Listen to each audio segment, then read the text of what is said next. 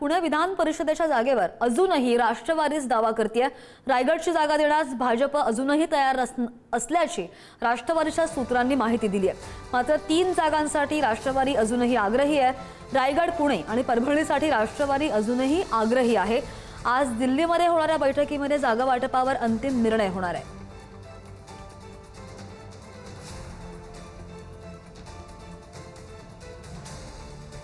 पुणे विधान परिषदेच्या जागेवर अजूनही राष्ट्रवादी दावा करते।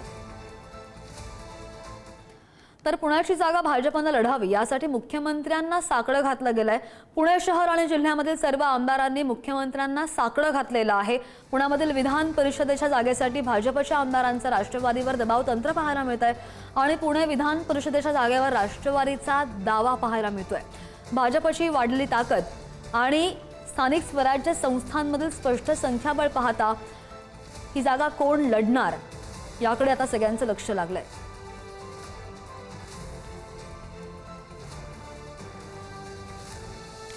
आणि या दोन्ही अपडेट संदर्भात आपण आणखी माहितीकार आमचे प्रतिनिधी संदीप आपल्या सोबत आहेत। संदीप, आज जी बैठक होती दिल्लीमध्ये त्याकडे तर आपलं लक्ष असणारच आहे, मात्र आता आमदारांची नेमकी काय भूमिका आहे? श्रद्धा, 18 जूनला 17 जागांसाठी विधान परिषदेची निवडणूक राज्यभरात पार पडते आपल्याला माहिती आहे। आणि त्या जागा वाटपाचं जे महायुतीचं जागा वाटप आहे जे आहे त्याचा घोळ अजूनही कायम आहे, अजूनही मोठा संभ्रम पाहायला मिळतोय। पुण्याच्या जागेवर राष्ट्रवादी काँग्रेसनं अजूनही दावा ठेवलेला आहे। रायगड द्यायला तयार असल्याची माहिती सूत्रांकडून आपल्याला समजते। प्रामुख्याने रायगड बाबत शिवसेना आणि राष्ट्रवादी काँग्रेस या दोन्ही पक्षांमध्ये अजूनही वाद आहे किंवा अजूनही तो संभ्रम आहे, त्याबाबतचा निर्णय झालेला नाही। मात्र राष्ट्रवादी सूत्रांचं असं म्हणणं आहे की भाजप रायगडची जागा द्यायला तयार आहे। मात्र रायगडसह पुणे आणि परभणी या 2 जागांवरही राष्ट्रवादी काँग्रेसनं जो दावा आहे तो केलेला आहे। दुसरीकडे पुण्याच्या जागेसाठी भाजपच्या स्थानिक कार्यकर्त्यांनी थेट मुख्यमंत्री देवेंद्र फडणवीस यांना साकडं घातलेलं आहे। ही जागा भाजपलाच मिळावी अशी आग्रही भूमिका खरं तर भाजप कार्यकर्त्यांची आणि आमदार पदाधिकारी असतील त्यांनी थेट मुख्यमंत्र्यांकडे ही मागणी केली आहे। आणि त्या संदर्भात आमदार राहुल कुल, हेमंत जगताप, हेमंत रासने असतील, सुनील कांबळे, गणेश बिडकर या सगळ्या नेत्यांनी मुख्यमंत्र्यांची भेट देखील घेतलेली आहे। आणि जगदीश मुळीक, राजेश पांडे, गणेश बिडकर यांच्या नावांची चर्चा सध्या भाजपकडून होते।